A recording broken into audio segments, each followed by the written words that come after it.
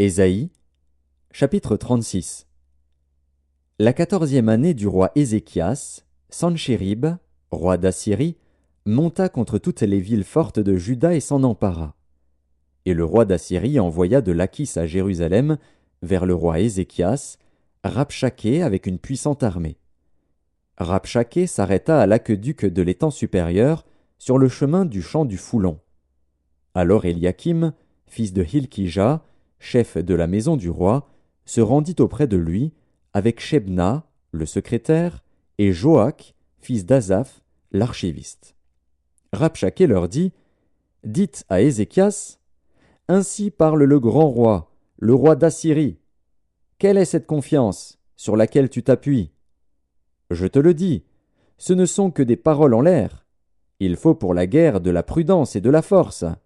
En qui donc as-tu placé ta confiance pour t'être révolté contre moi ? Voici, tu l'as placé dans l'Égypte.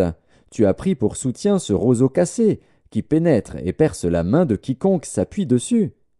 Tel est Pharaon, roi d'Égypte, pour tous ceux qui se confient en lui. Peut-être me diras-tu, c'est en l'Éternel, notre Dieu, que nous nous confions. Mais n'est-ce pas lui dont Ézéchias a fait disparaître les hauts lieux et les autels, en disant à Juda et à Jérusalem, vous vous prosternerez devant cet autel. Maintenant, fais une convention avec mon maître, le roi d'Assyrie, et je te donnerai 2000 chevaux, si tu peux fournir des cavaliers pour les monter. Comment repousserais-tu un seul chef d'entre les moindres serviteurs de mon maître ? Tu mets ta confiance dans l'Égypte pour les chars et pour les cavaliers. D'ailleurs, est-ce sans la volonté de l'Éternel que je suis monté contre ce pays pour le détruire ? L'Éternel m'a dit, monte contre ce pays et détruis-le. Éliakim, Shebna et Joar dirent à Rabshaké, parle à tes serviteurs en araméen, car nous le comprenons, et ne nous parle pas en langue judaïque aux oreilles du peuple qui est sur la muraille. Rabshaké répondit, est-ce à ton maître et à toi que mon maître m'a envoyé dire ces paroles ? N'est-ce pas à ces hommes assis sur la muraille pour manger leurs excréments et pour boire leur urine avec vous ? Puis Rabshaké s'avança et cria de toute sa force en langue judaïque. Écoutez les paroles du grand roi, du roi d'Assyrie. Ainsi parle le roi. Qu'Ézéchias ne vous abuse point, car il ne pourra vous délivrer.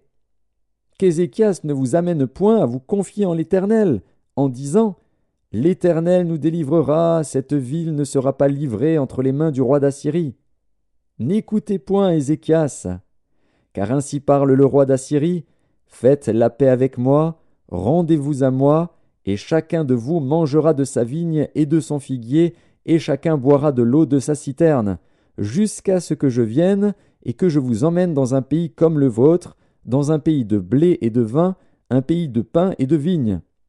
Qu'Ézéchias ne vous séduise point en disant « L'Éternel nous délivrera ». Les dieux des nations ont-ils délivré chacun son pays de la main du roi d'Assyrie ? Où sont les dieux de Hamath et d'Arpad ? Où sont les dieux de Sepharvaïm ? Ont-ils délivré Samarie de ma main ? Parmi tous les dieux de ces pays, quels sont ceux qui ont délivré leur pays de ma main pour que l'Éternel délivre Jérusalem de ma main ? Mais ils se turent et ne lui répondirent pas un mot, car le roi avait donné cet ordre, vous ne lui répondrez pas.